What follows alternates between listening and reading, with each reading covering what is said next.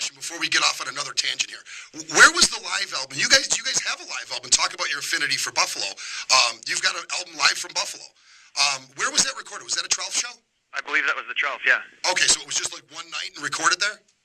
Yeah, it was one night. It was, it's a very sought after disc too. It's funny because we had the foresight to record it and do it and everything, but we didn't have the foresight to make enough copies. People ask about it a lot.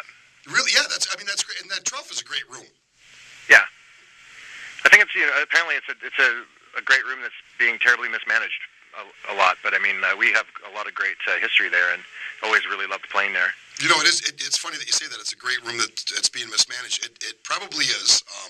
It probably is being mismanaged, and there's a lot of clubs that are just being mismanaged. But it's making it harder and harder for acts, like yourself, to just do any touring at a decent-sized, good-sounding club anymore. Don't you think? Yeah, for sure. And I don't envy anybody who's trying to run a club these days too. So I mean, it's sort of like I think it's just everybody's second guessing each other. Like people who run clubs are like, Jesus, can we really run it on original music? And so they kind of hedge their bets a bit and have maybe cover nights, or they do what they need to do, some theater and stuff like that. And then people who are big music fans start to think, but that place has cover bands, and they stop going to it. And it's like then it makes it a reality there, and they have to have more cover bands. And it's I think it's sort of like everybody's looking at each other, and nobody wants to either pull the trigger first or pucker their lips first. I don't know, nobody wants to kind of make the first move, and it's hard to find a venue that's the right size too. I mean, and I guess that's really the big problem that these modern club owners have. You need something that's the right size, that it can be used for cover stuff, but still big enough that you can make it worthwhile to bring in touring acts, and that's really where the problem lies, I think. I think so, yeah. For sure, and I mean, touring is becoming a crazy thing for everybody. I mean, look at me out of Toronto.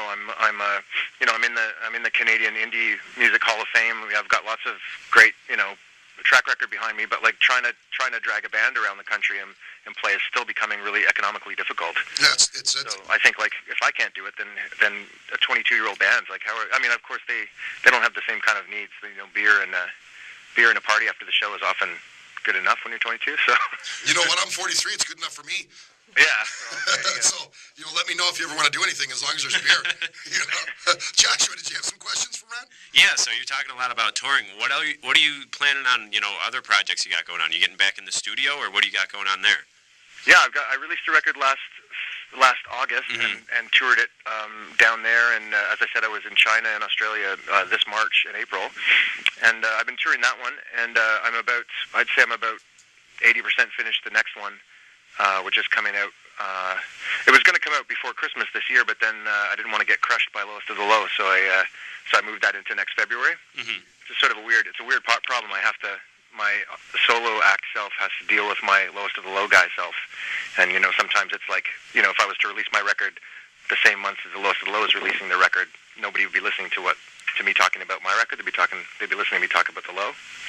So I really have to kind of judge things like that. And I think the new record's going to come out next February. And then probably for the rest of this year, I'm doing the Mohawk Place. And then when I come back, we'll be gearing up for the December shows in Toronto with the Low, and then we're going to take a break with the Low until next March, I think, and then we're going to do Buffalo and another pub crawl in Toronto, and then probably an Eastern tour. So you're going to stay busy. On the go. Yeah, you're going to stay busy. Let's talk about the Lowest of the Low. When you guys came out, really, it was kind of the almost the beginning to the height of kind of a grunge movement, and you guys. You kind of slid in there. Your writing seems to be a little more down home. It seems to be a little more real, I think. Who were your influences? Who influenced you when you were younger?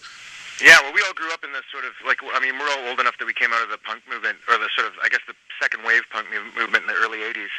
And so we all kind of grew up with punk and also folk and stuff like that. So people like Billy Bragg and The Clash and the Pogues and stuff like that were basically... and U2 and stuff like that were the big guys when we were coming up and starting to learn how to write songs and stuff like that. So no matter where I go, I made country records, and when I had the Rusty Nails, we had horns, and there was some blues influence and some jazz influence, but it was always that underpinning of kind of folk music on the lyrical side, and then the punk rock sort of energy in there. So even when we were playing country songs, they tended to have a little bit of bite and a little bit of aggression in them. And I think that's pretty much the same for the low. Like that's kind of our vibe is kind of we used to call it sarcastic power folk. We sort of slipped through a door with like grunge started, was big when we were getting big, and we got lots of those kind of gigs, and in some ways we're thrown into that camp as well. But I mean, we weren't really a grunge band when you consider how like Nirvana and Soundgarden and all those guys, Pearl Jam, how those guys. Yeah, like the guys who started the movement. We got to take a quick commercial break. Ryan, can you stick around with us for just one more segment? I know you're in a big hurry.